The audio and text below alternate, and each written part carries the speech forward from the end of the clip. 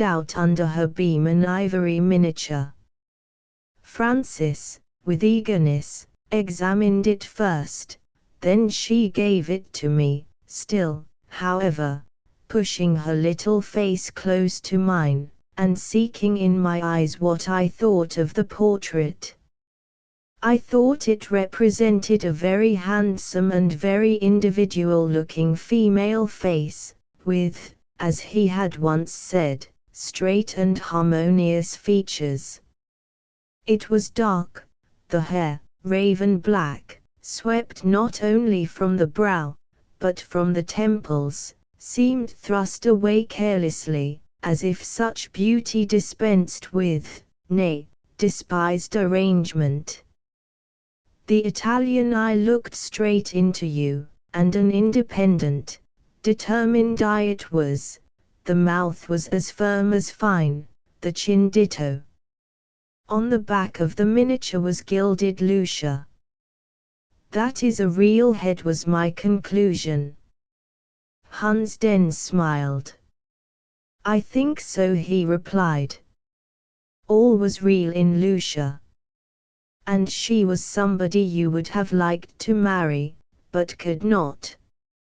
I should certainly have liked to marry her, and that I have not done so is a proof that I could not. He repossessed himself of the miniature, now again in Francis' hand, and put it away. What do you think of it? He asked of my wife, as he buttoned his coat over it. I am sure Lucia once wore chains and broke them, was the strange answer. I do not mean matrimonial chains, she added, correcting herself, as if she feared misinterpretation, but social chains of some sort.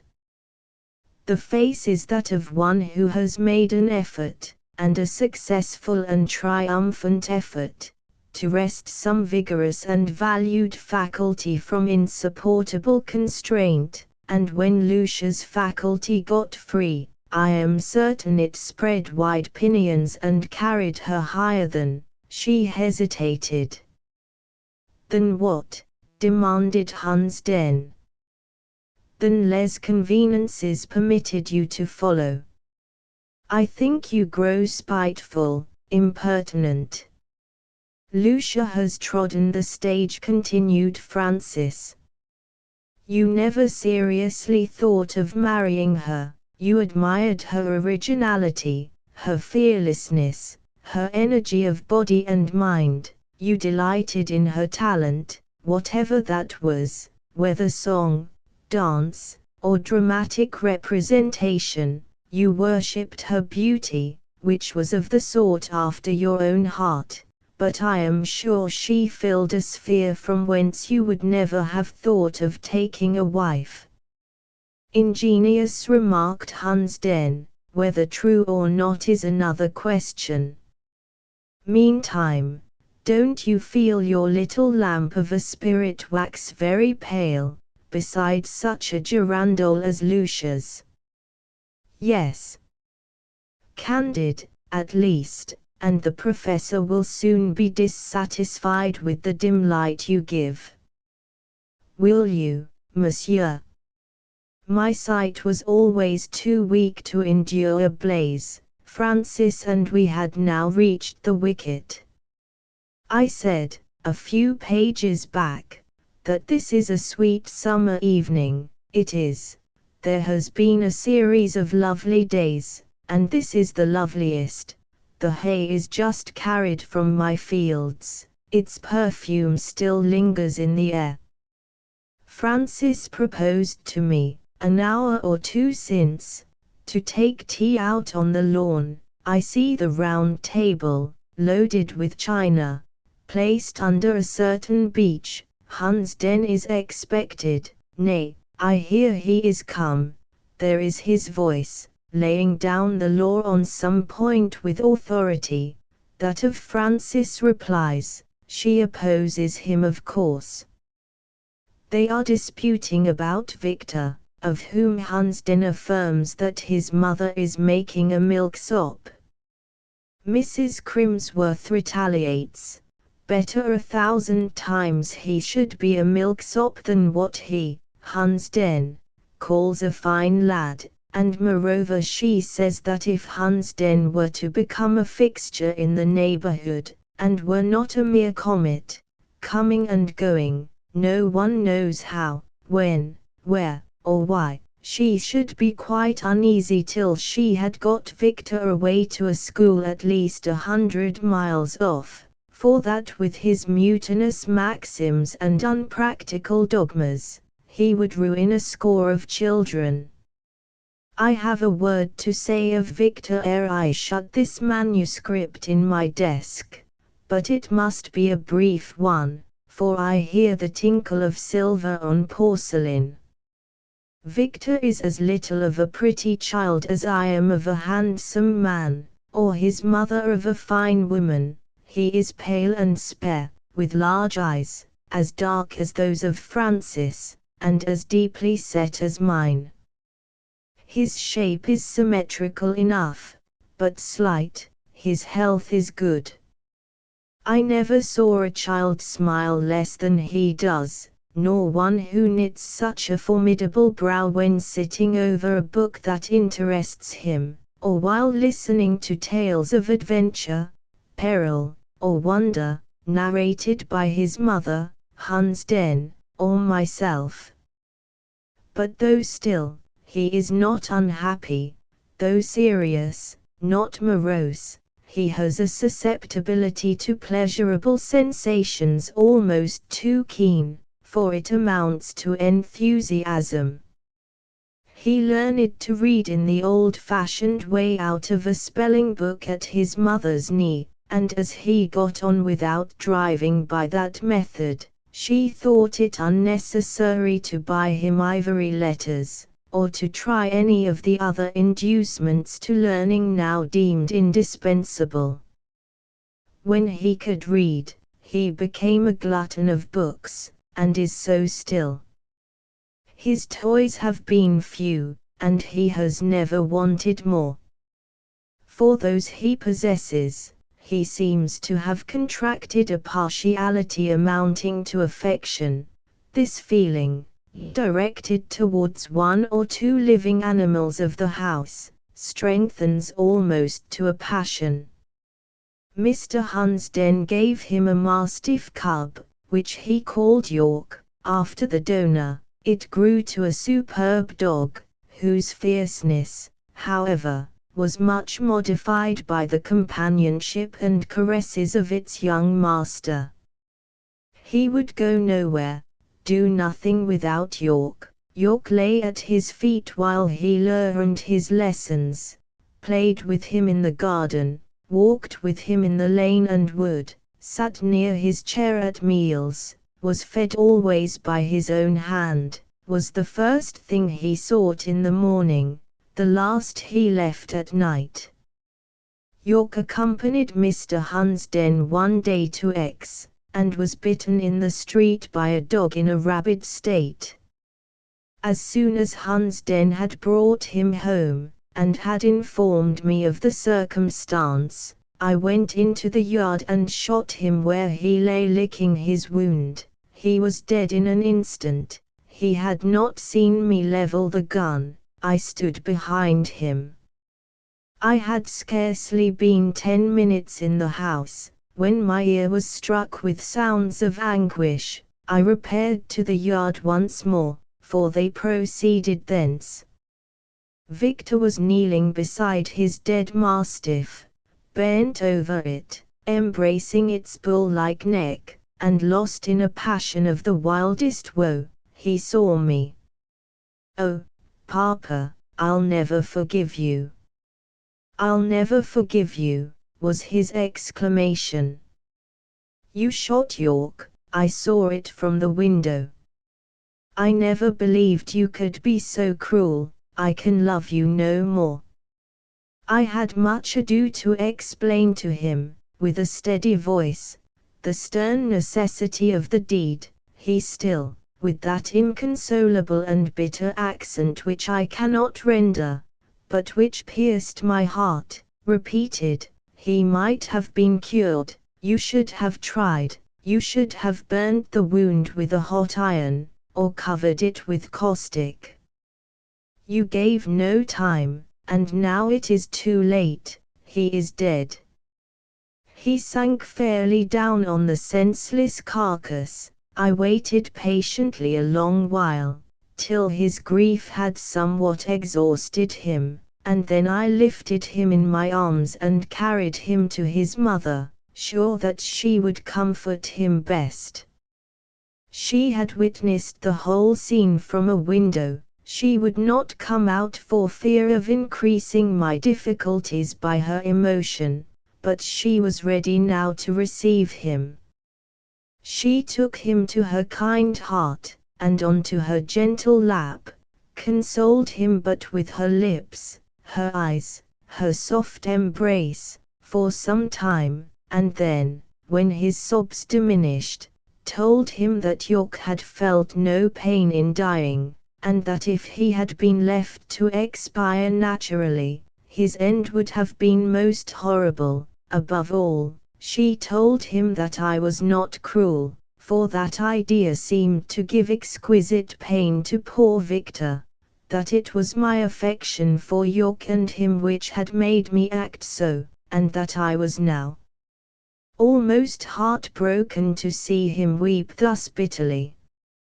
Victor would have been no true son of his father, had these considerations, these reasons, breathed in so low, so sweet a tone, married to caresses so benign, so tender, to looks so inspired with pitying sympathy, produced no effect on him. They did produce an effect. He grew calmer, rested his face on her shoulder, and lay still in her arms. Looking up, shortly, he asked his mother to tell him over again what she had said about York having suffered no pain, and my not being cruel. The balmy words being repeated, he again pillowed his cheek on her breast, and was again tranquil. Some hours after, he came to me in my library, asked if I forgave him, and desired to be reconciled. I drew the lad to my side, and there I kept him a good while, and had much talk with him, in the course of which he disclosed many points of feeling and thought I approved of in my son.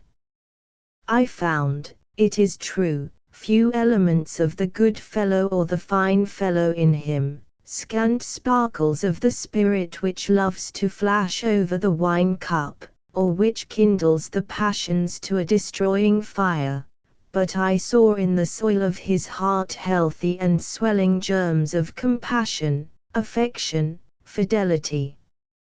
I discovered in the garden of his intellect a rich growth of wholesome principles, reason, justice, moral courage, promised, if not blighted, a fertile bearing. So I bestowed on his large forehead, and on his cheek, still pale with tears, a proud and contented kiss, and sent him away comforted. Yet I saw him the next day laid on the mound under which York had been buried, his face covered with his hands. He was melancholy for some weeks, and more than a year elapsed before he would listen to any proposal of having another dog. Victor learns fast. He must soon go to Eton, where, I suspect, his first year or two will be utter wretchedness. To leave me, his mother, and his home, will give his heart an agonized wrench. Then, the fagging will not suit him, but emulation, thirst after knowledge, the glory of success, will stir and reward him in time.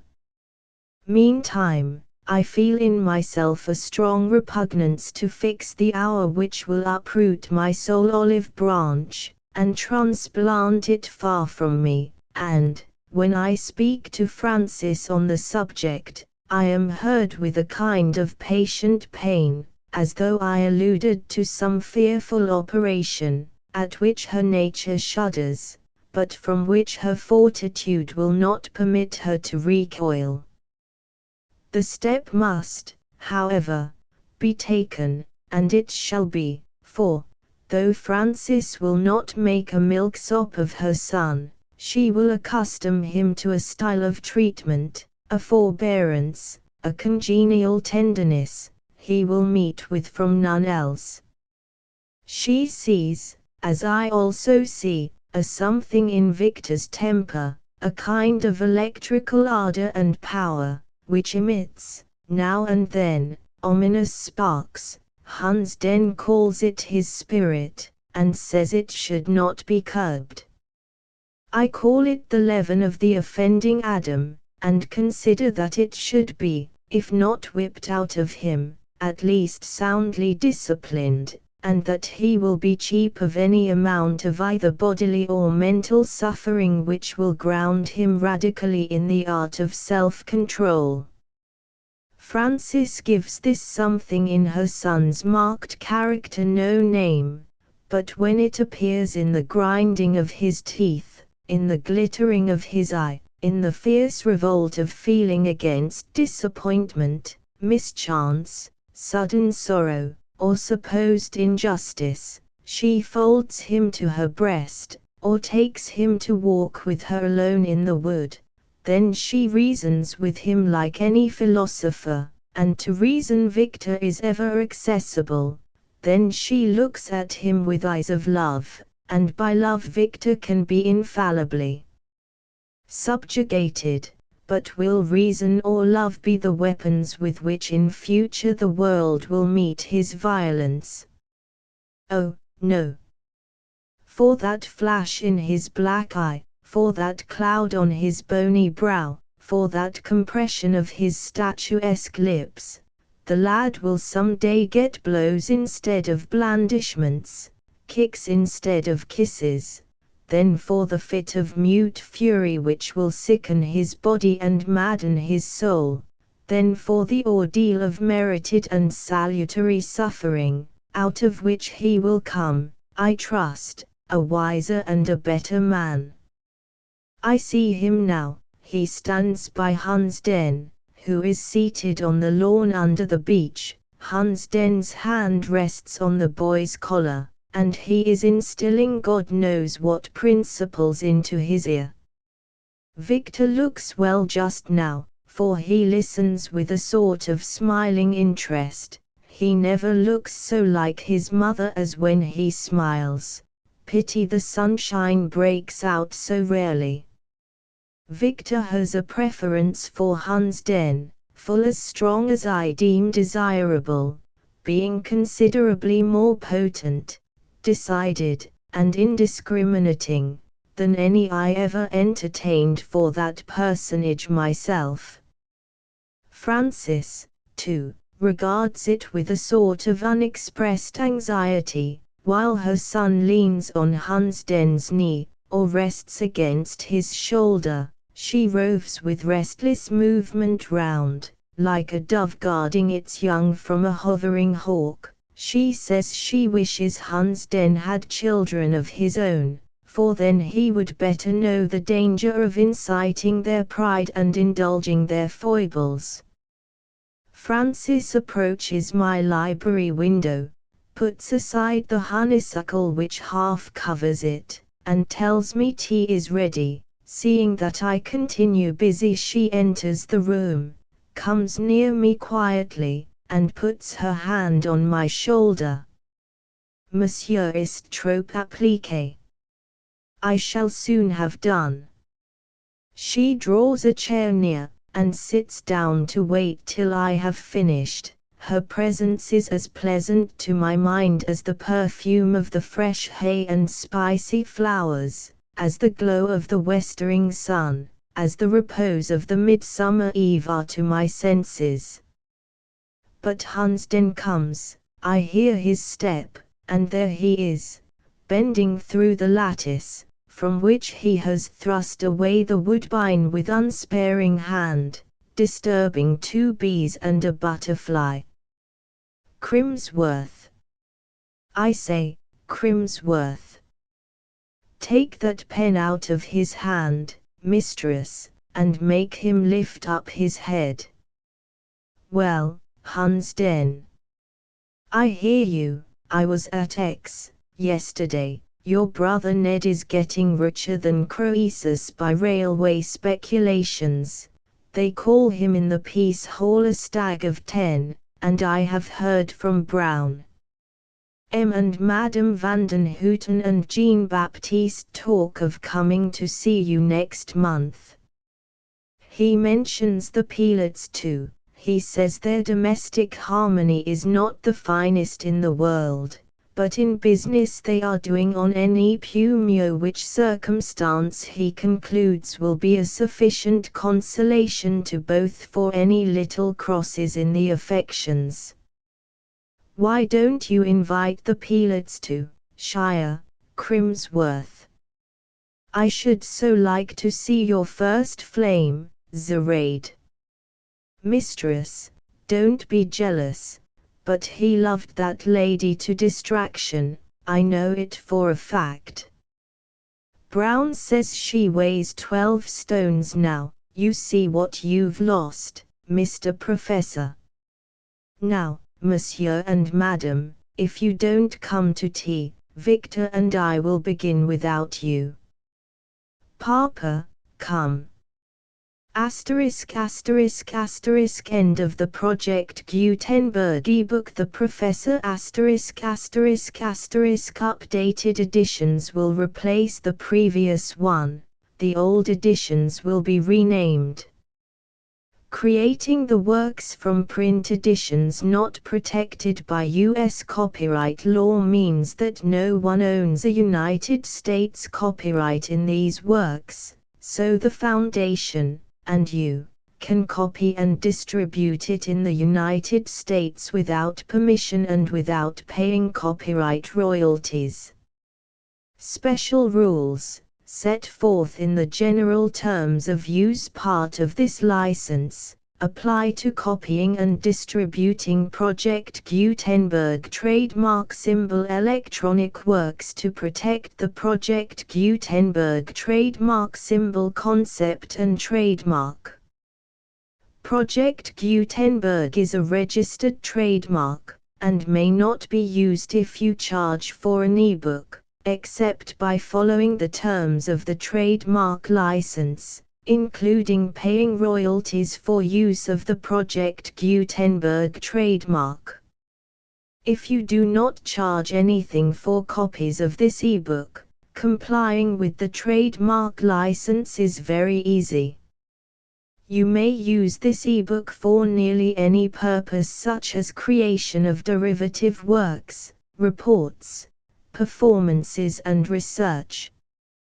Project Gutenberg ebooks may be modified and printed and given away. You may do practically anything in the United States with ebooks not protected by U.S. copyright law. Redistribution is subject to the trademark license, especially commercial redistribution. Start. Full license. The full Project Gutenberg license. Please read this before you distribute or use this work to protect the Project Gutenberg trademark symbol mission of promoting the free distribution of electronic works, by using or distributing this work, or any other work associated in any way with the phrase Project Gutenberg. You agree to comply with all the terms of the full Project Gutenberg trademark symbol license available with this file or online at www.gutenberg.org/license. Section 1. General Terms of Use and Redistributing Project Gutenberg Trademark Symbol Electronic Works 1.0. By reading or using any part of this Project Gutenberg trademark symbol electronic work, you indicate that you have read, understand, agree to and accept all the terms of this license and intellectual property, trademark/copyright, agreement. If you do not agree to abide by all the terms of this agreement, you must cease using and return or destroy all copies of Project Gutenberg trademark symbol electronic works in your possession. If you paid a fee for obtaining a copy of or access to a Project Gutenberg trademark symbol electronic work and you do not agree to be bound by the terms of this agreement, you may obtain a refund from the person or entity to whom you paid the fee as set forth in paragraph 1.e.8. 1.b Project Gutenberg is a registered trademark. It may only be used on or associated in any way with an electronic work by people who agree to be bound by the terms of this agreement. There are a few things that you can do with most Project Gutenberg trademark symbol electronic works even without complying with the full terms of this agreement. See paragraph 1.c below. There are a lot of things you can do with Project Gutenberg trademark symbol electronic works if you follow the terms of this agreement and help preserve free future access to Project Gutenberg trademark symbol electronic works. See paragraph 1.e below. 1.c. The Project Gutenberg Literary Archive Foundation, the Foundation or PGLAF, owns a compilation copyright in the collection of Project Gutenberg trademark symbol electronic works. Nearly all the individual works in the collection are in the public domain in the United States. If an individual work is unprotected by copyright law in the United States and you are located in the United States, we do not claim a right to prevent you from copying, distributing, performing, displaying or creating derivative works based on the work as long as all references to Project Gutenberg are removed. Of course, we hope that you will support the Project Gutenberg trademark symbol mission of promoting free access to electronic works by freely sharing Project Gutenberg trademark symbol works in compliance with the terms of this agreement for keeping the Project Gutenberg trademark symbol name associated with the work. You can easily comply with the terms of this agreement by keeping this work in the same format with its attached full Project Gutenberg trademark symbol license when you share it without charge with others. 1.d. The copyright laws of the place where you are located also govern what you can do with this work. Copyright laws in most countries are in a constant state of change. If you are outside the United States, check the laws of your country in addition to the terms of this agreement before downloading, copying, displaying, performing, distributing or creating derivative works based on this work or any other Project Gutenberg trademark symbol work. The Foundation makes no representations concerning the copyright status of any work in any country other than the United States. 1.e Unless you have removed all references to Project Gutenberg. 1.e.1. The following sentence, with active links to, or other immediate access to, the full Project Gutenberg trademark symbol license must appear prominently whenever any copy of a Project Gutenberg trademark symbol work, any work on which the phrase Project Gutenberg appears, or with which the phrase Project Gutenberg is associated, is accessed, displayed, performed, viewed, copied or distributed. This ebook is for the use of anyone anywhere in the United States and most other parts of the world at no cost and with almost no restrictions whatsoever. You may copy it, give it away or reuse it under the terms of the Project Gutenberg license included with this ebook or online at www.gutenberg.org. If you are not located in the United States, you will have to check the laws of the country where you are located before using this ebook. 1.e.2 If an individual Project Gutenberg trademark symbol electronic work is derived from texts not protected by U.S. copyright law, does not contain a notice indicating that it is posted with permission of the copyright holder, the work can be copied and distributed to anyone in the United States without paying any fees or charges. If you are redistributing or providing access to a work with the phrase Project Gutenberg associated with or appearing on the work, you must comply either with the requirements of paragraphs 1.e.1 through 1.e.7 or obtain permission for the use of the work and the Project Gutenberg trademark symbol trademark as set forth in paragraphs 1.e.8 or 1.e.9.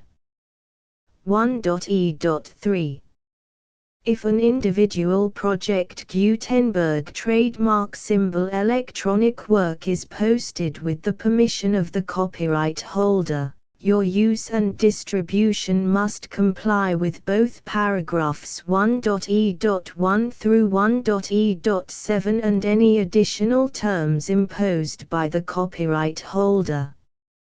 Additional terms will be linked to the Project Gutenberg trademark symbol license for all works posted with the permission of the copyright holder found at the beginning of this work.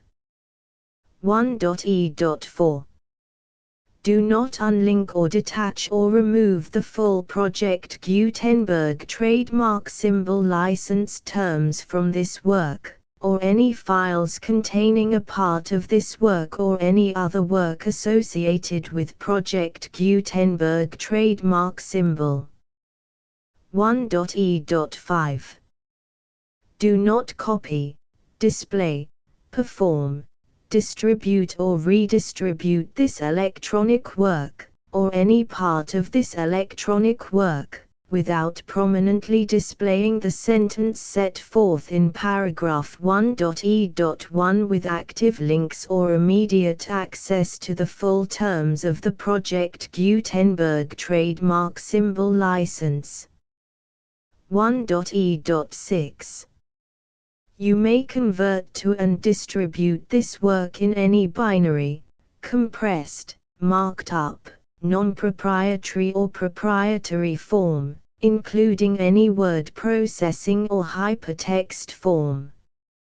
However, if you provide access to or distribute copies of a Project Gutenberg trademark symbol work in a format other than plain vanilla ASCII or other format used in the official version posted on the official Project Gutenberg trademark symbol website, www.gutenberg.org, you must, at no additional cost, fee or expense to the user, provide a copy, a means of exporting a copy, or a means of obtaining a copy upon request, of the work in its original plain vanilla ASCII or other form.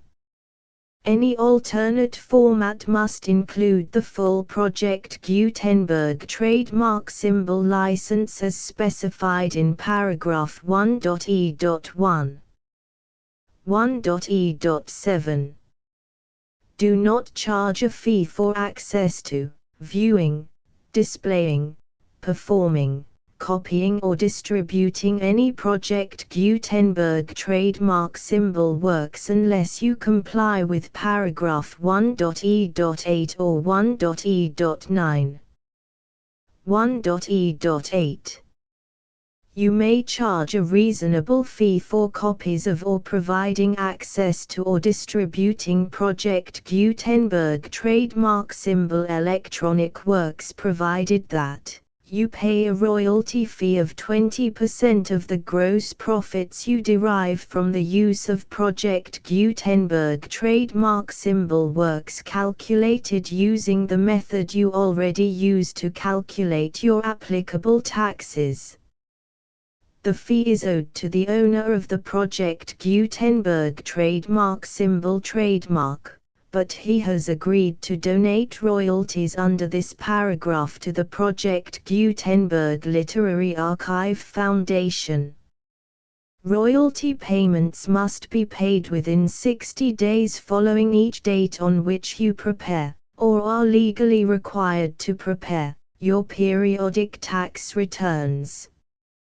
Royalty payments should be clearly marked as such and sent to the Project Gutenberg Literary Archive Foundation at the address specified in Section 4. Information about donations to the Project Gutenberg Literary Archive Foundation. You provide a full refund of any money paid by a user who notifies you in writing, or by email, within 30 days of receipt that he does not agree to the terms of the full Project Gutenberg trademark symbol license. You must require such a user to return or destroy all copies of the works possessed in a physical medium and discontinue all use of and all access to other copies of Project Gutenberg trademark symbol works. You provide, in accordance with paragraph 1.f.3, a full refund of any money paid for a work or a replacement copy, if a defect in the electronic work is discovered and reported to you within 90 days of receipt of the work. You comply with all other terms of this agreement for free distribution of Project Gutenberg trademark symbol works. 1.e.9. If you wish to charge a fee or distribute a Project Gutenberg trademark symbol electronic work or group of works on different terms than are set forth in this agreement, you must obtain permission in writing from the Project Gutenberg Literary Archive Foundation, the manager of the Project Gutenberg trademark symbol trademark. Contact the Foundation as set forth in Section 3 below. 1.f1.f.1. Project Gutenberg volunteers and employees expend considerable effort to identify, do copyright research on, transcribe and proofread works not protected by U.S. copyright law in creating the Project Gutenberg trademark symbol collection. Despite these efforts, Project Gutenberg trademark symbol electronic works, and the medium on which they may be stored, may contain defects such as, but not limited to, incomplete, inaccurate or corrupt data, transcription errors, a copyright or other intellectual property infringement, a defective or damaged disk or other medium, a computer virus, or computer codes that damage or cannot be read by your equipment. 1.f.2.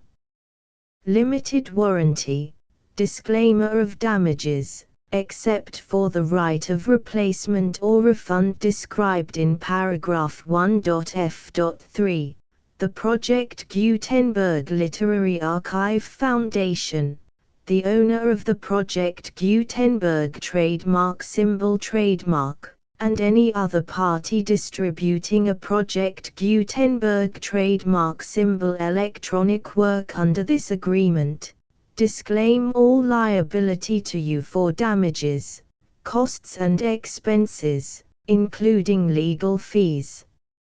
You agree that you have no remedies for negligence, strict liability, breach of warranty or breach of contract except those provided in paragraph 1.f.3.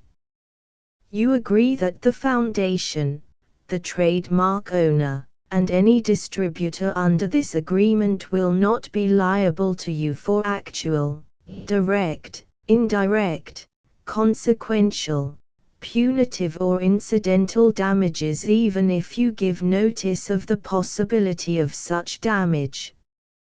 1.f.3. Limited right of replacement or refund. If you discover a defect in this electronic work within 90 days of receiving it, you can receive a refund of the money, if any, you paid for it by sending a written explanation to the person you received the work from. If you received the work on a physical medium, you must return the medium with your written explanation. The person or entity that provided you with the defective work may elect to provide a replacement copy in lieu of a refund. If you received the work electronically, the person or entity providing it to you may choose to give you a second opportunity to receive the work electronically in lieu of a refund. If the second copy is also defective, you may demand a refund in writing without further opportunities to fix the problem. 1.f.4. Except for the limited right of replacement or refund set forth in paragraph 1.f.3, this work is provided to you as is, with no other warranties of any kind, express or implied, including but not limited to warranties of merchantability or fitness for any purpose. 1.f.5. Some states do not allow disclaimers of certain implied warranties or the exclusion or limitation of certain types of damages. If any disclaimer or limitation set forth in this agreement violates the law of the state applicable to this agreement, the agreement shall be interpreted to make the maximum disclaimer or limitation permitted by the applicable state law. The invalidity or unenforceability of any provision of this agreement shall not void the remaining provisions. 1.f.6. Indemnity. You agree to indemnify and hold the foundation, the trademark owner, any agent or employee of the foundation, anyone providing copies of Project Gutenberg trademark symbol electronic works in accordance with this agreement, and any volunteers associated with the production, promotion and distribution of Project Gutenberg trademark symbol electronic works, harmless from all liability, costs and expenses, including legal fees, that arise directly or indirectly from any of the following which you do or cause to occur. A. Distribution of this or any Project Gutenberg trademark symbol work. B. Alteration, modification, or additions or deletions to any Project Gutenberg trademark symbol work, and C. Any defect you cause. Section 2. Information about the mission of Project Gutenberg trademark symbol. Project Gutenberg trademark symbol is synonymous with the free distribution of electronic works in formats readable by the widest variety of computers, including obsolete, old, middle-aged and new computers. It exists because of the efforts of hundreds of volunteers and donations from people in all walks of life. Volunteers and financial support to provide volunteers with the assistance they need are critical to reaching Project Gutenberg trademark symbol S goals and ensuring that the Project Gutenberg trademark symbol collection will remain freely available for generations to come. In 2001, the Project Gutenberg Literary Archive Foundation was created to provide a secure and permanent future for Project Gutenberg trademark symbol and future generations.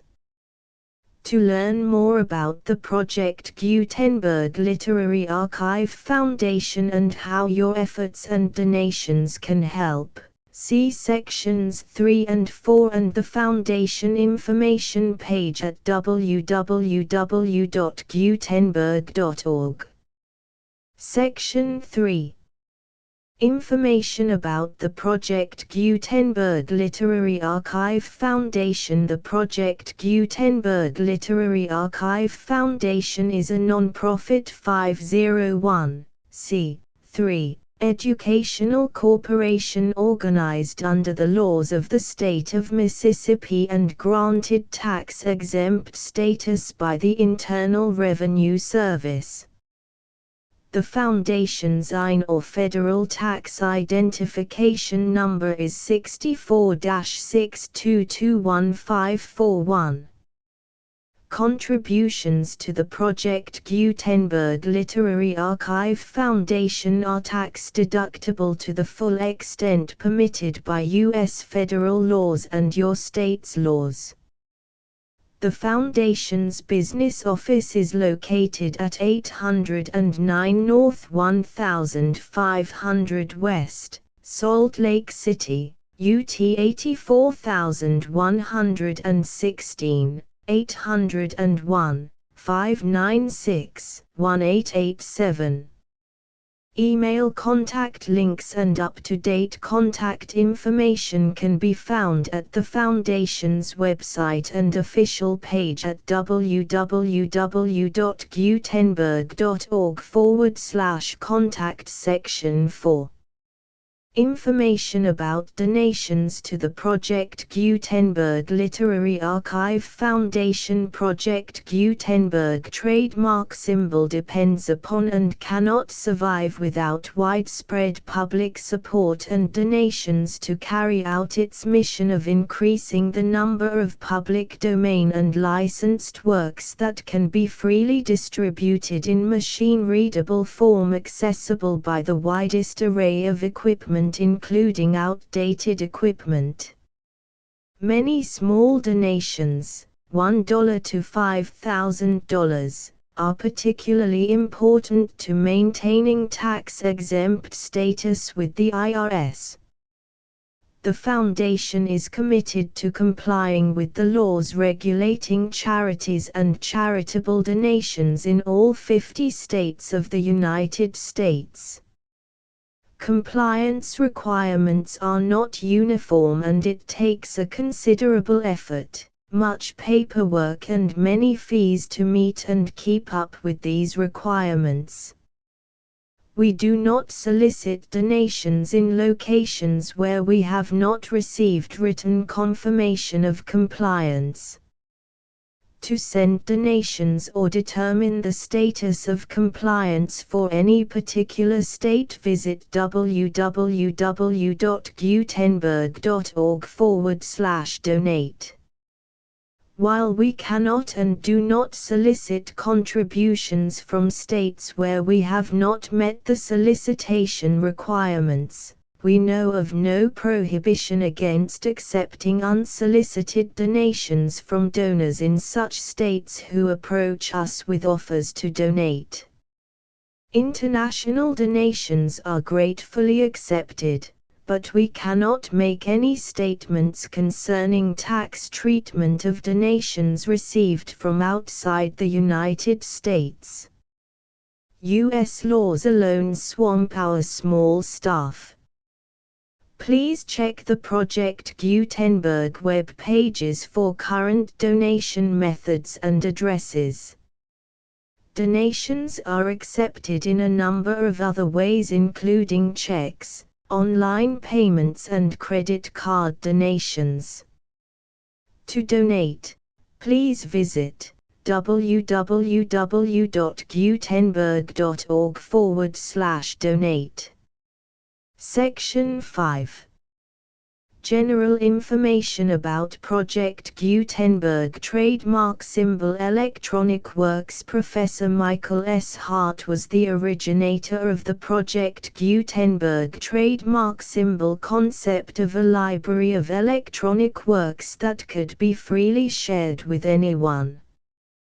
For 40 years, he produced and distributed Project Gutenberg trademark symbol ebooks with only a loose network of volunteer support.